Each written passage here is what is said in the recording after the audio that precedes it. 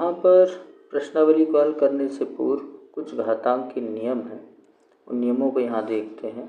तो यहाँ जो नियम है वो इस प्रकार है। जैसे पहला नियम है, a यदि किसी का आधार है, उन पर अलग अलग घातें हैं, जैसे यहाँ पर m घात है, यहाँ n घात है, इनका जब गुणा किया जाता है तो घातें जुड़ जाती हैं, अर्थात हो जाता है a की घात m का गुणा हम कर रहे हैं a की घात n से, तो a की घात m धन n हो जाता है। दूसरा नियम है, यदि किसी संख्या पर घात है और कोष्टक लगाकर उस पर भी घात दी गई है, अर्थात घात पर घात होती है, तो घातों में गुणा हो जाता है। जैसे यहाँ a की घात m की घात n है, तो हो जाएगा m a की घात m गुणा n। तीसरा है, यदि a की घात m में a की घात n का भाग जाता है तो घातें घट जाएंगी। गुणा में घातें जुड़ती हैं तो भाग में घातें घट जाती हैं, अर्थात हो जाएगा a की घात m ऋण n। यहाँ पर यदि आधार अलग है लेकिन घातांक समान है, तो a की घात m और b की घात m, तो यहाँ पर संख्याओं का गुणा हो करके उन पर घात लग जाती है, अर्थात हो जाएगा a b की घात m। इस तरह ये घातांक के 4 नियम हैं। और यदि कोई भी संख्या है, उस संख्या पर शून्य घात लगी है तो उसका आंसर 1 होगा। और इसी प्रकार यहाँ हम देखते हैं कि यदि कोई संख्या पर घात है, अर्थात a की घात m है और वो बटे में रखा हुआ है, जिसे हमें बटे से सामान्य करना है, तो घात में ऋणात्मक यानी ऋण लग जाएगा, ऋणात्मक घात हो जाएगी। इस तरह ये घातांक के कुछ नियम हैं। इन नियमों के आधार पर हम प्रश्नों को हल कर सकते हैं। अगली प्रश्नावली के जो प्रश्न हैं उनको हल करने के लिए यहाँ पर एक उदाहरण है, उस उदाहरण से समझने का प्रयास करते हैं। एक यहाँ पर दिया गया है, सरल कीजिए 2 की घात 2/3 इंटू 2 की घात 1/3। तो इसे हल करने के लिए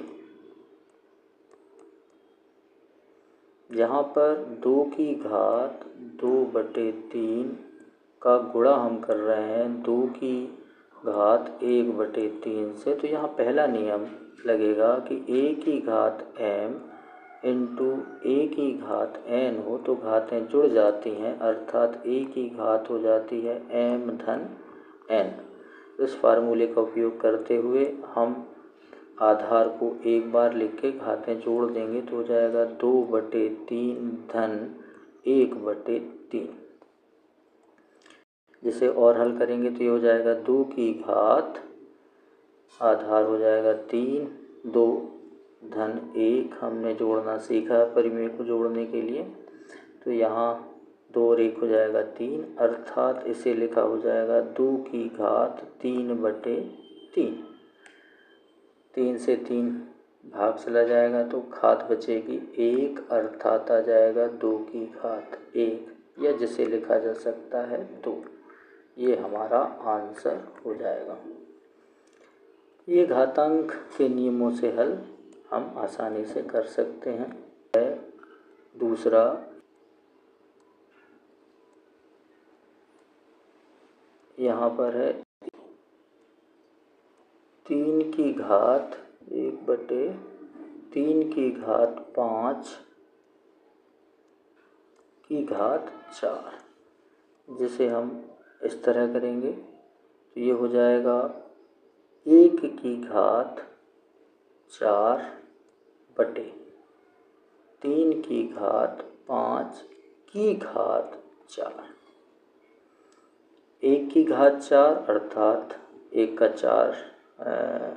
का 1 से 4 बार हम गुणा करेंगे तो 1 एकम 1, 1 एकम 1, फिर 1 एकम 1, तो हमें मिलेगा 1।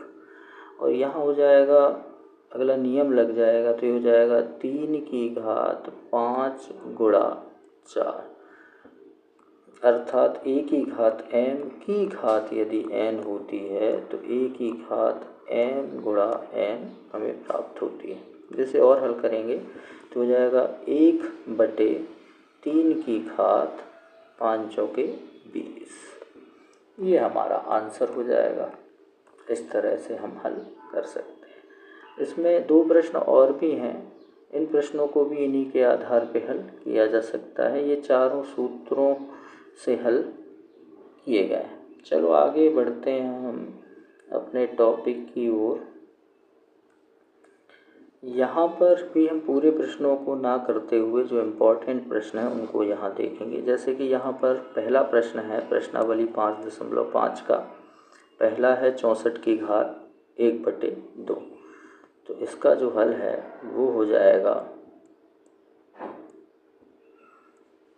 64 की घात 1/2, या 64 को हम लिख सकते हैं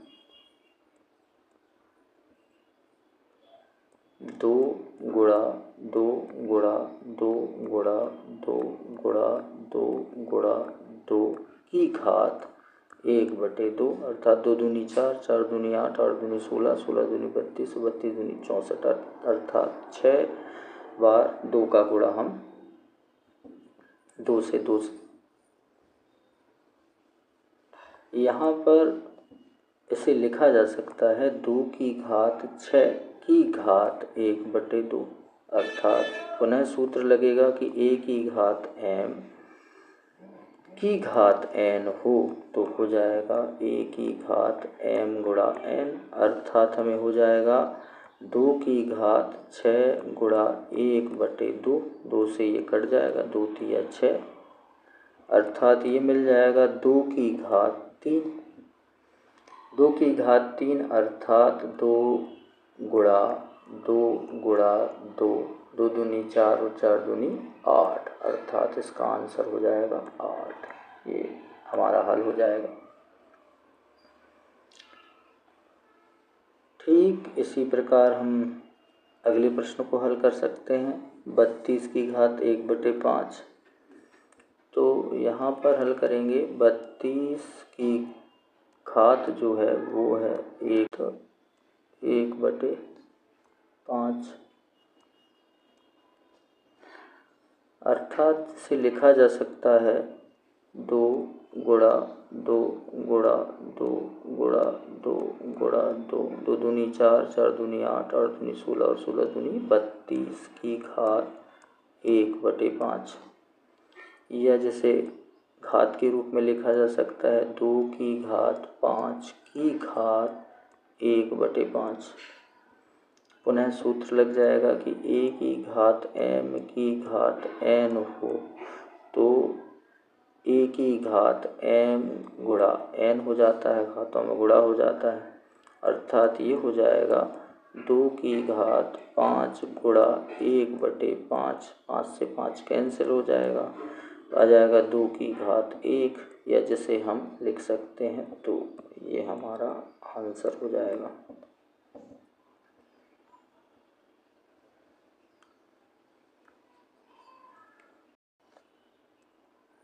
एक सौ पच्चीस की घात 1/3। तो यहाँ 125 के गुणनखंड करते हैं तो मिलता है 5 गुणा 5 गुणा 5 की घात 1/3, अर्थात ये हो जाएगा 5 की घात 3 की घात 1/3।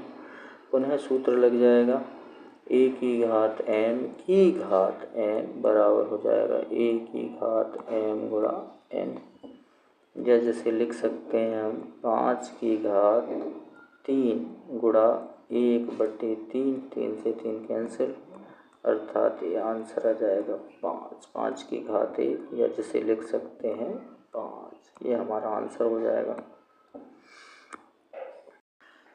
प्रश्न क्रमांक 2 का यहाँ पर हम पहला प्रश्न देखें की घात 3/2, जैसे हम लिख सकते हैं 9 का गुणनखंड करते हैं तो 3 गुणा 3 की घात 3/2, या जैसे हम लिख सकते हैं 3 की घात 2 की घात 3/2।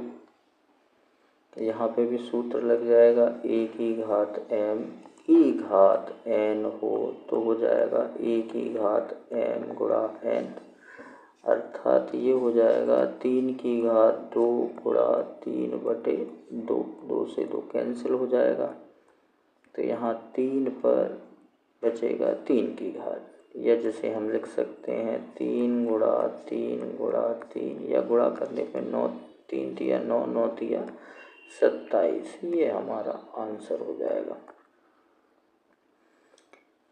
ठीक इसी प्रकार हम 32 की घात 2 2/5 जिसे लिखा जा सकता है गुणनखंड के आधार पे 2 गुणा 2 गुणा 2 गुणा 2 गुणा 2 की घात 2/5, या गुणा के रूप में जब मिलता है तो 5 2 में, अर्थात 2 की घात 5 की घात 2/5।